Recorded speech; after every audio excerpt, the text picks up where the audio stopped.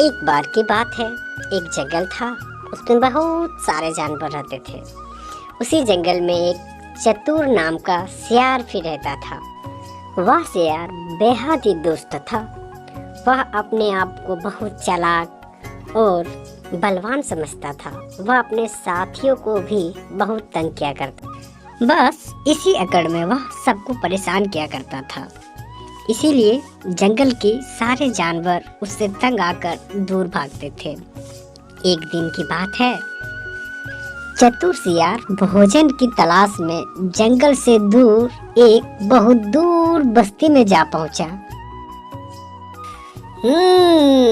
आज तो कुछ बड़ा शिकार करूंगा, भूख बहुत तेज से लग रही है।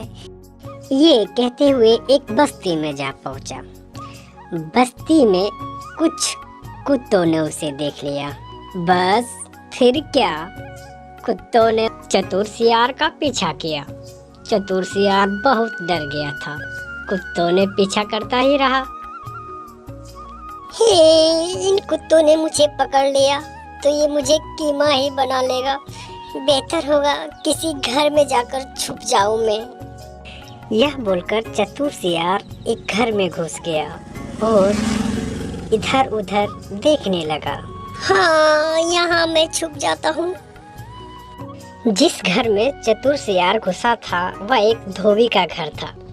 मकान में इधर उधर देखने के बाद सियार को कोने में एक ड्रम दिखाई दिया। हाँ, इस पे मैं छुप जाता हूँ, कुत्ते मुझे कभी पकड़ नहीं पाएगा। यह कहकर वह बड़े से ड्रम में जाके छुप गया।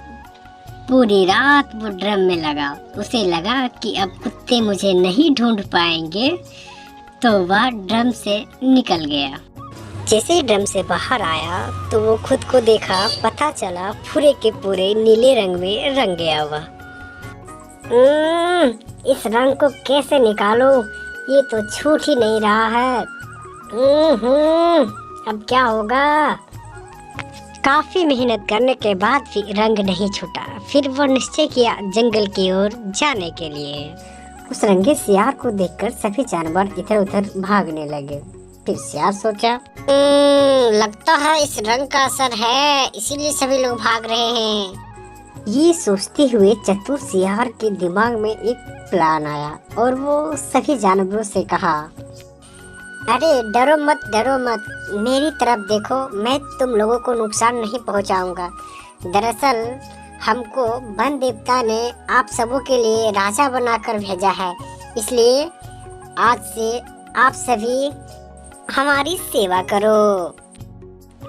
सभी जानवरों में अफरा तफरी मच गया। अब सब उससे डरने लगे और सभी जानवर ने उनकी बातों मानकर राजा को बताने चल गए। राजा के पास जैसे पहुंचे, राजा भी अपने सिंहासन छोड़कर उस सियार को राजा मान लिया और अपनी सिंहासन उसे सौंप दिया। सारे जंगल में ये घोषणा हो गई कि वन देवता के आदेश के अनुसार जंगल का नया राजा नीला सियार होगा और सबको उसका बात मानना पड़ेगी। जो भी उसका बात नहीं मानेंगे, आज्ञा का पालन नहीं करेंगे, वन देवता उसे दंड देंगे। चतुर सियार तो हवा में था। उसका प्लान कामयाब हो गया था। उसने अपना सिंहासन संभाल लिया।